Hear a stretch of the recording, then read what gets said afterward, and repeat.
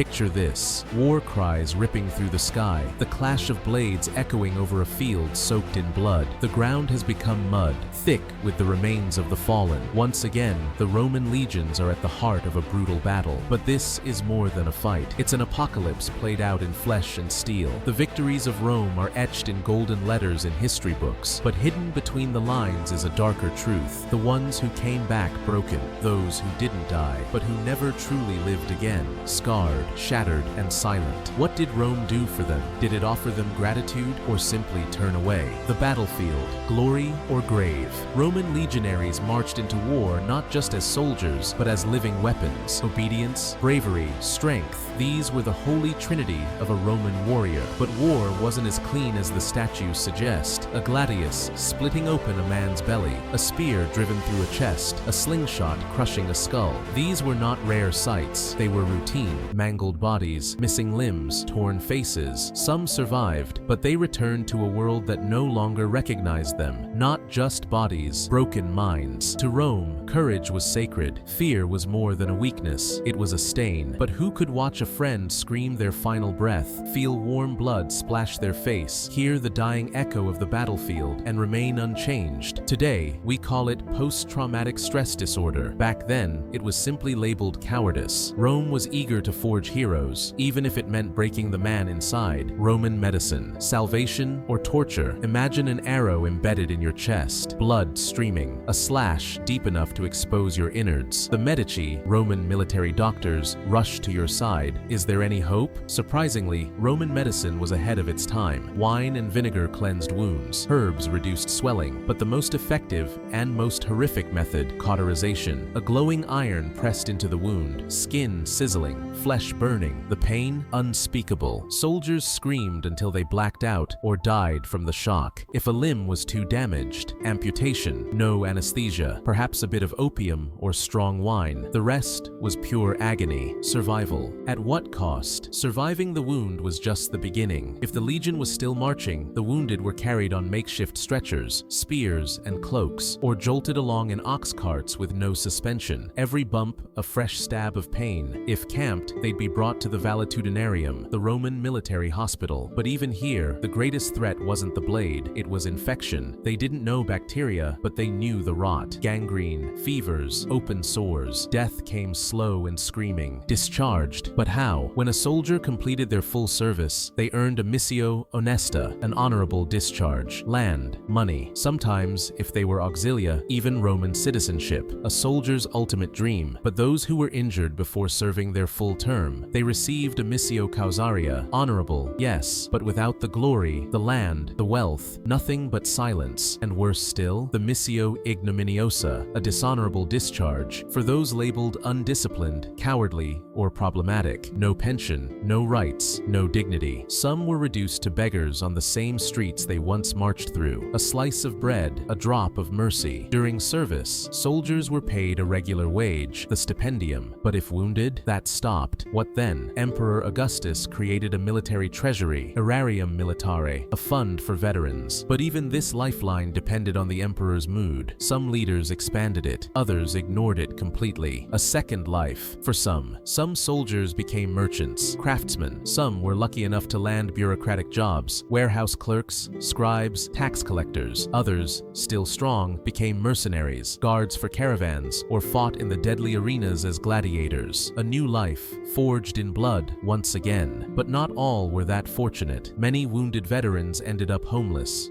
forgotten. Rome had taken everything and gave back nothing. The last lesson of a legionary. High-ranking officers, centurions, tribunes, generals were treated differently. They had experience, knowledge, and most importantly, value. A one-eyed centurion might become a trainer. A limping tribune might be placed in a fortress command. But the common soldier? His fate was far less noble. No statues, no names remembered, just silence. Now it's your turn. If you've read this far, then you know Rome wasn't just emperors and glory. Rome was built on forgotten bones and unmarked graves. And if you're ready to uncover even more of the hidden truths of ancient Rome, your journey has just begun.